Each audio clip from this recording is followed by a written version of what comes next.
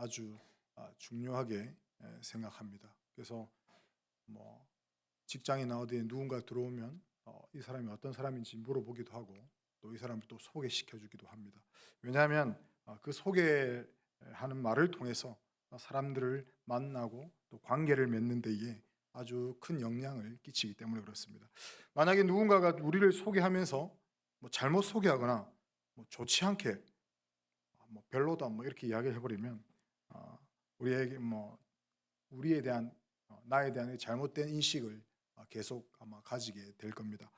오늘 본문 말씀은 세례 요한이 예수님을 소개하는 장면을 담고 있습니다. 만일 여러분이 다른 사람에게 예수님을 소개해야 하는 일이 생긴다면 여러분 어떻게 예수님을 소개하시겠습니까? 그리고 누군가가 여러분에게 예수님은 어떤 분이십니까? 라고 질문을 한다면 여러분은 어떻게 대답을 하시겠습니까? 한 분씩 나오셔가지고 한번 이야기해 보시겠습니다. 아마 믿지 않는 분들은 예수님을 뭐 선지자로 보는 분도 계실 거고 또 위대한 스승으로 여기는 사람도 있을 겁니다. 그러나 성경은 예수님이 단순히 뭐 선지자나 스승이 아니라고 말씀을 하고 계시죠. 예수님은 하나님의 아들이시며 인간들을 구원하신 구원자이신 줄로 믿습니다. 오늘 본문에서는 예수님께서 누구신지 분명하게 보여줍니다. 세례 요한의 증언과 예수님의 세례 사건 그리고 예수님의 족보들을 통해서 우리는 예수님의 신성과 인성, 그의 사명을 더욱 깊이 이해할 수가 있습니다. 특별히 세례 요한이 유대인들에게 예수님을 소개하고 자신의 쓸쓸하게 그 인생의 무대에서 내려오는 장면을 볼 수 있는데요. 오늘 말씀을 통해서 우리는 예수님이 누구신지 그리고 우리가 세상에서 어떻게 예수님을 소개하고 살아야 하는지 함께 짧게 나누어 보고자 합니다. 이 세례 요한이 활동하던 당시에 유대인들은 로마의 이 압제 아래에 있었습니다. 그들은 정치적인 해방과 경제적 부흥을 가져올 메시아를 기다리고 있었습니다. 강력한 메시지를 전하던 이 세례 요한의 설교를 듣고 많은 사람들이 은혜를 받았고 또 그를 따르는 자들도 점점 많아졌습니다. 그리고 그 사람들 중에는 이 세례 요한이야말로 그들이 기다리던 메시아가 아닌가 하는 그런 기대를 품는 그런 사람들도 있었습니다. 그도 그럴 것이 그동안 유대인들은 많은 선생들의 가르침을 받았습니다. 하지만 그런 선생들의 가르침을 하나님의 말씀으로는 그들이 받아들이지 못했다라는 거죠. 반면에 사람들이 세례 요한의 가르침과 그의 말씀을 들었을 때는 그것을 하나님의 말씀으로 받아들였고 또 큰 은혜를 받았다라는 겁니다. 그래서 유대인들은 세례 요한이 자신들의 구체적인 어려운 문제들까지 해결해 줄 것이라는 그런 기대감을 가지고 있었습니다. 세례 요한의 말씀을 들으면서 그들의 가난의 문제, 또 그들의 질병의 문제, 또 국가적인 그런 문제들, 이런 모든 문제를 이 세례 요한이 해결해 줄 것이다라는 그런 기대를 걸고 있었습니다. 그러나 이 세례 요한은 그러한 유대인들의 기대를 거부하고 그들의 기대를 저버립니다. 세례 요한은 자신은 메시아가 아니며 이제 자기 뒤에 오실 분이 계신데 그분은 자기보다 능력이 많으신 분이다 라고 이렇게 소개를 합니다.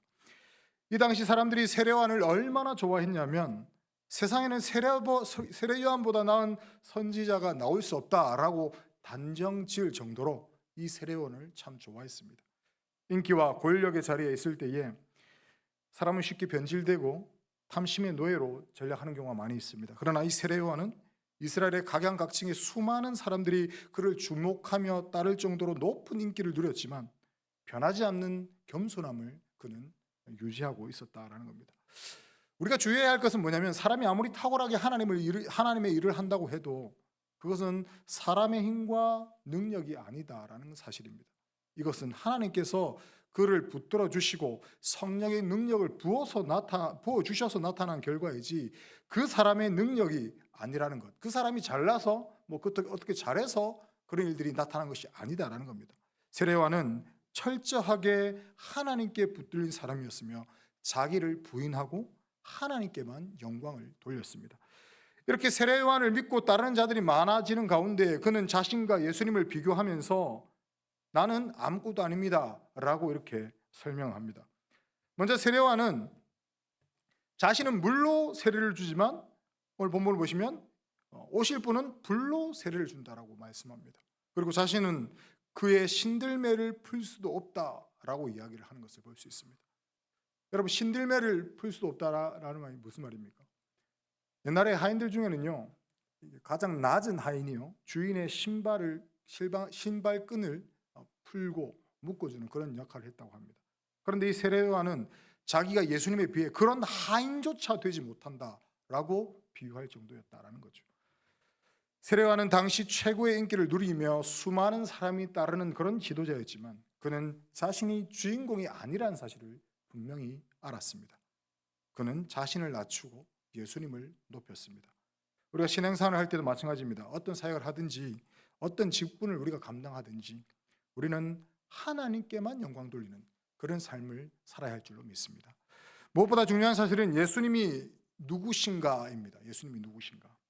예수님은 단순한 인간이 아니라 성령과 능력으로 세상을 변화시키는 메시아다라는 겁니다.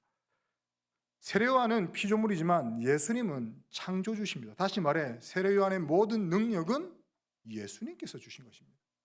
모세도 여호수아도 우리의 믿음의 선배들도 그들의 능력의 원천은 본인이 잘나서가 아니라 예수님께로부터 왔다라는 겁니다.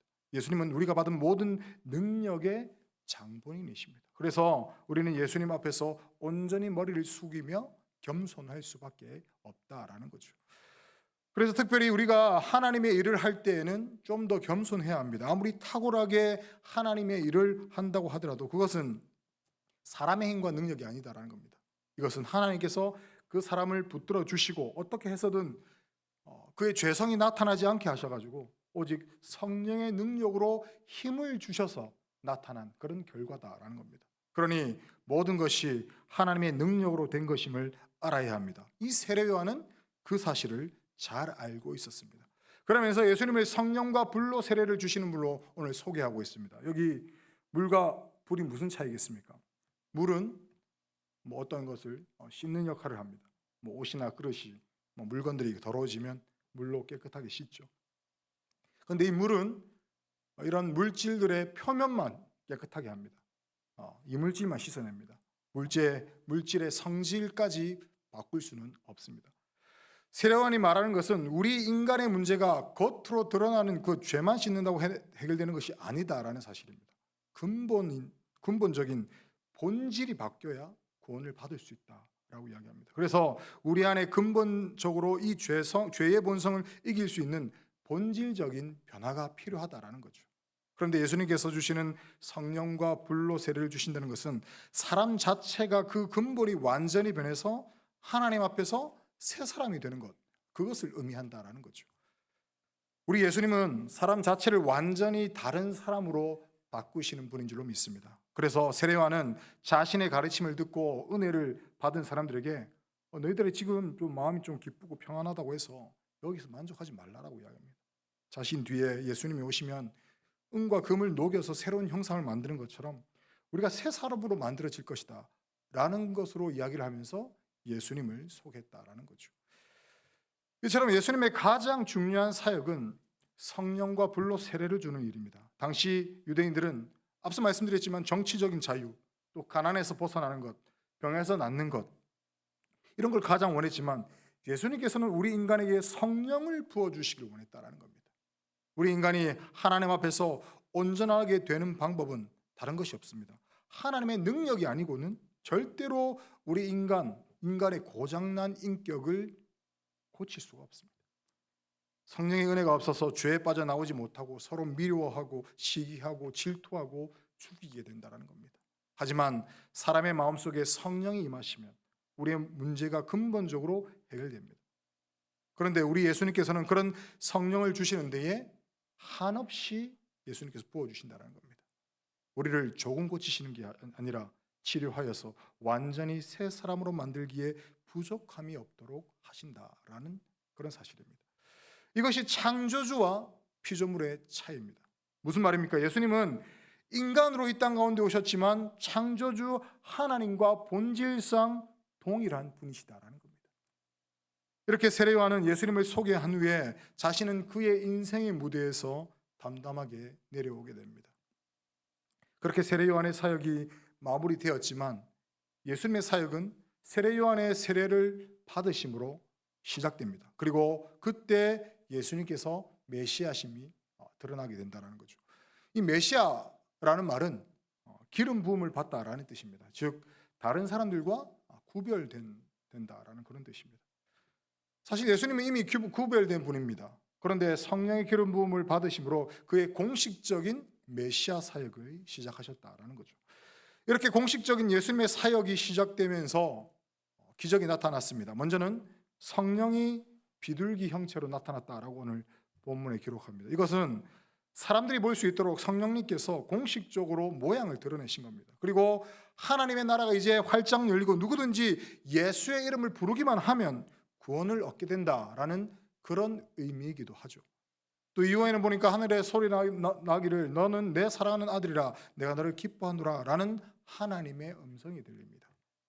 이것이 세례를 받을 때에 나타나는 영광된 체험이다라는 거죠. 이 세상 사람들이 실망과 타락한 모습은 다 사라지고 아버지와 아들의 깊은 영광의 교제가 있는 그런 상태입니다. 우리는 사람을 보면 실망합니다. 그래서 항상 하나님을 바라보아야 오래 참을 수가 있고 하나님이 주시는 성령의 능력으로 감당을 해야 후회 없이 하나님의 일을 이룰 수가 있습니다. 이처럼 예수님이 세례를 받으실 때에 하늘이 열리고 성령이 비둘기 같은 모습으로 강림하고 하늘로서 하나님의 음성이 들렸습니다. 이것은 성부, 성자, 성령 하나님이 모두 나타난 그야말로 삼위일체 하나님의 역사의 현장이라고 말할 수가 있습니다. 다시 말해 본격적으로 인류를 구원한 예수님의 사역이 선포되고 예수님의 메시아 되심이 증거되었다라는 겁니다. 오늘 23절 이하에서 보면 예수님의 사역을 시작하신 나이와 족보 이야기가 쭉 나오는데요. 이 족보는 우리가 잘 아는 마태복음의 족보 이야기와 좀 차이가 있습니다. 마태복음의 족보는 어떻게 시작합니까? 아브라함에서부터 다윗에게를 거쳐서 내려오는 그런 왕의 족보가 이렇게 쭉 기록되어 있습니다. 그런데 이 누가복음에는 예수님부터 시작해서 위로 올라가는 그런 족보가 나타나죠. 이 족보는 아담까지 올라가서 어디까지 끝까지 갑니까? 끝은 하나님까지 이렇게 올라갑니다. 여기서 누가복음 저자가 말하고 싶은 것이 무엇이겠습니까? 예수님께서는 인간의 족보를 따라 그를 거슬러 올라가면 아담까지 올라가게 되는 참 인간이시다라는 사실입니다.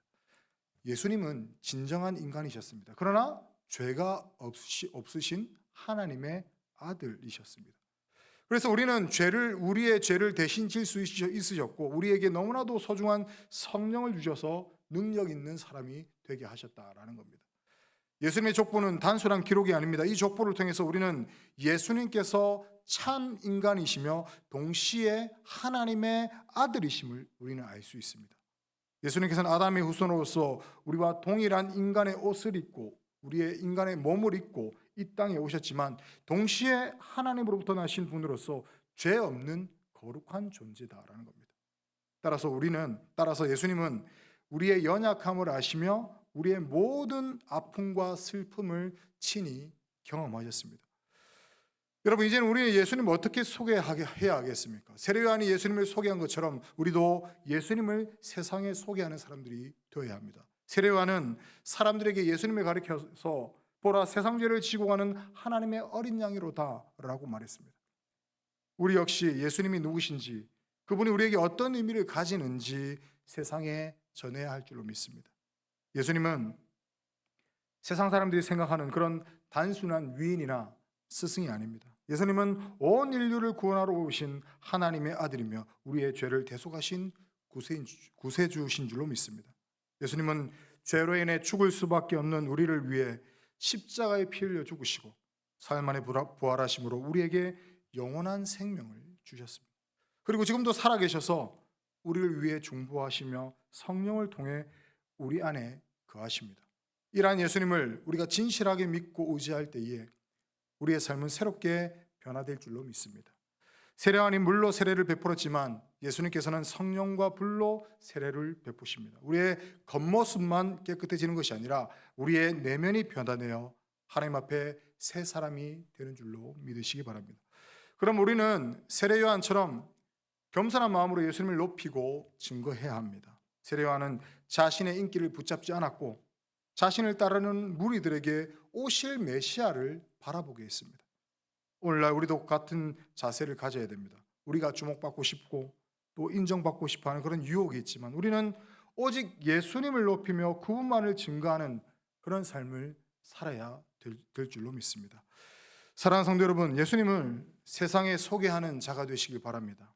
우리의 삶 속에서 예수님의 사랑과 은혜를 나타내며 우리의 말과 행동을 통해서 예수님을 알지 못하는 이들에게 예수님을 전할 수 있어야 합니다. 우리가 어디에서 무엇을 하든지 예수님의 증거하는 삶을 살아갈 때에 하나님께서는 우리를 통해서 많은 영혼들에게 구원의 길을 열어주실 줄 믿습니다. 예수님은 단순한 인간이 아니라 우리의 구원자시며 하나님의 아들이십니다.